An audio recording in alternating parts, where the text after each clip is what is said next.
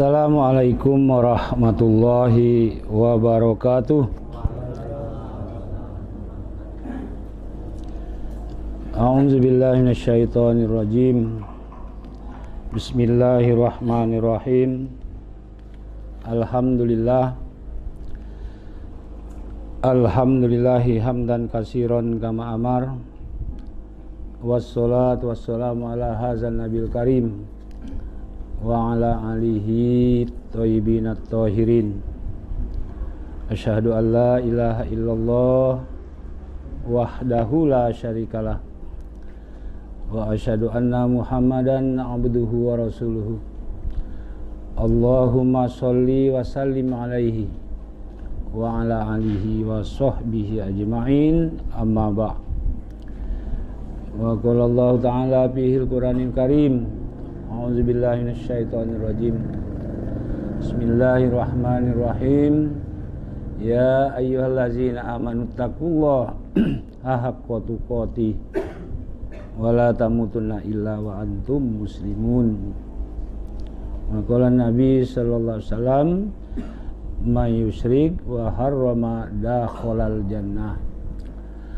Sadaqallahul azim wa sadaqan nabiyyul mursalin wa la haula wa la quwata illa billahil aliyyil azim. Para jemaah kaum muslimin wal muslimat sidang majelis hikam yang dirahmati Allah, terlebih dahulu kita senantiasa selalu dituntut untuk menyatakan rasa puji dan rasa wujud syukur kita kehadirat Allah Subhanahu wa taala atas segala cucuran nikmat dan rahmat, hidayah serta seluruh karunia-karunia-Nya yang senantiasa dilimpah curahkan atas kita kesemuanya, baik nikmat-nikmat zuhir yang nyata, terlebih lagi nikmat-nikmat batin yang tersembunyi.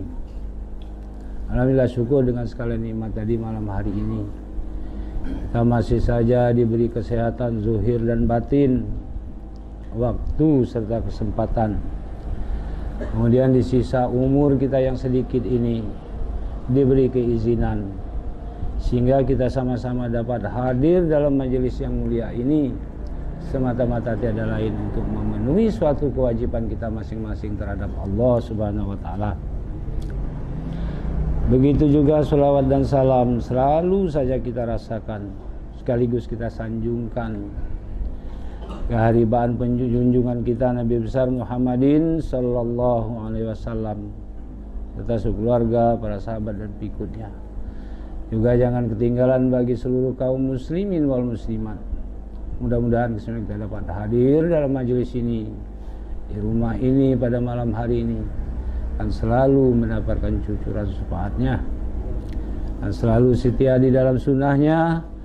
Insya Allah kita sama-sama akan diakui sebagai sampai di akhir zaman. Amin.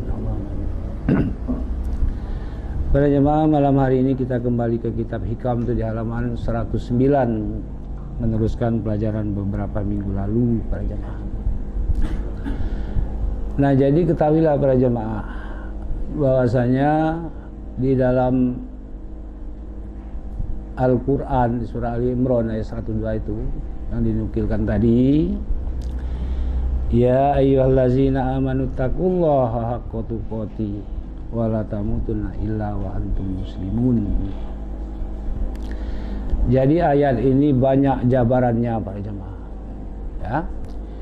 Ayat ini merupakan suatu hukum atau perintah untuk mengerjakan apa-apa yang diperintah oleh Allah dan Rasul, dan menjauhi apa-apa yang dilarang oleh Allah dan Rasul. Jadi sekilas pandang bagi orang-orang yang telah dapat mengerjakan ketakwaan ini, itu semata-mata wujud karunia Allah, bukan kepandaian kita, bukan usaha dan ikhtiar kita. Semata-mata wujud karunia Allah. Ketidakan karunia Allah, kita tidak bisa menjalankan perintah Allah.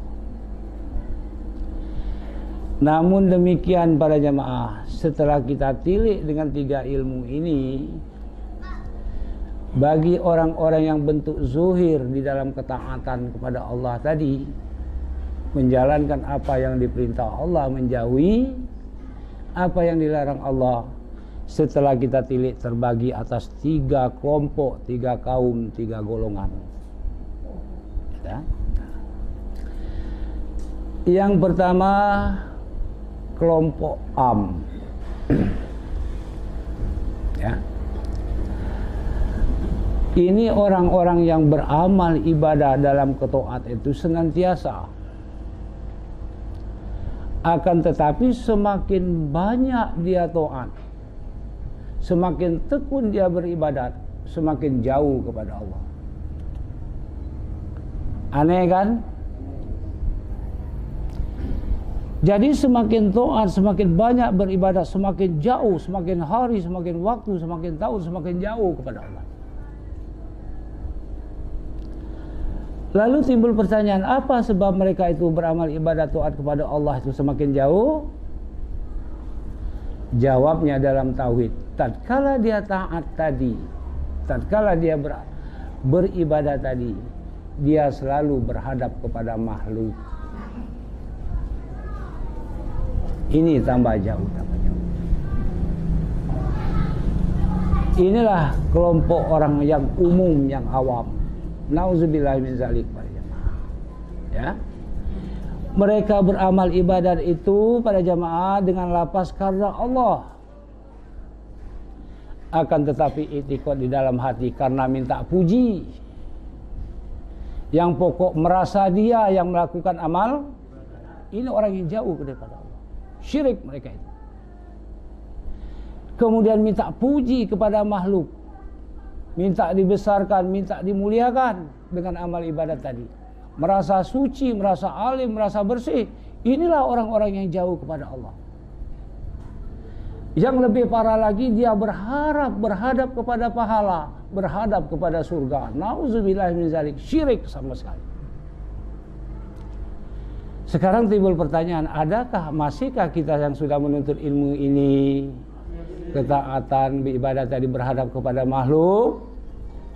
Nauzubillahi min zalik, para jemaah. Ya kan?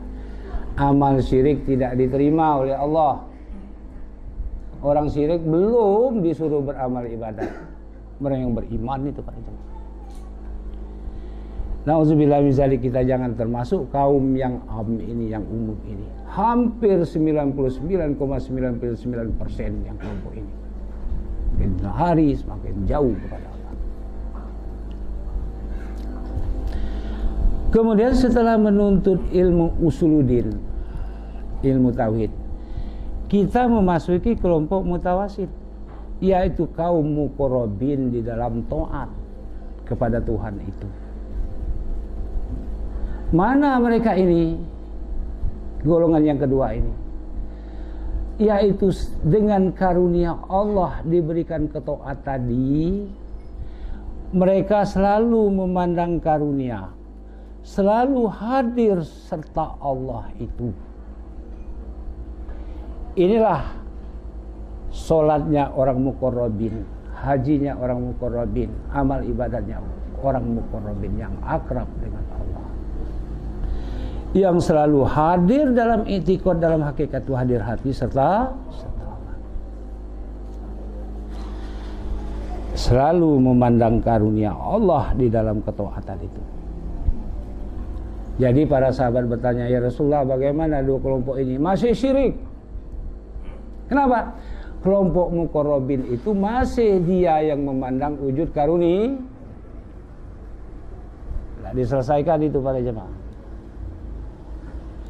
Nekan kaki kiri, ngangkat kaki kanan, kita saksikan beserta perintah kontra iradat Tuhan itu, baik di dalam sembahyang maupun di luar. Cuma masih kita memandang wujud karunia, masih syirik. Belum diterima amal syirik para jemaah. Sekarang kita menuju kepada yang akhir, yang puncak, yang muntaha, yang intaha, yang wasol itu. Mana dia? Seorang hamba itu selalu dia di dalam menjalankan perintah Allah, menjauhi segala larangan tadi. Ya, cuma menyatakan fa'il kelakuan, zat sifat af'al Allah Ta'ala.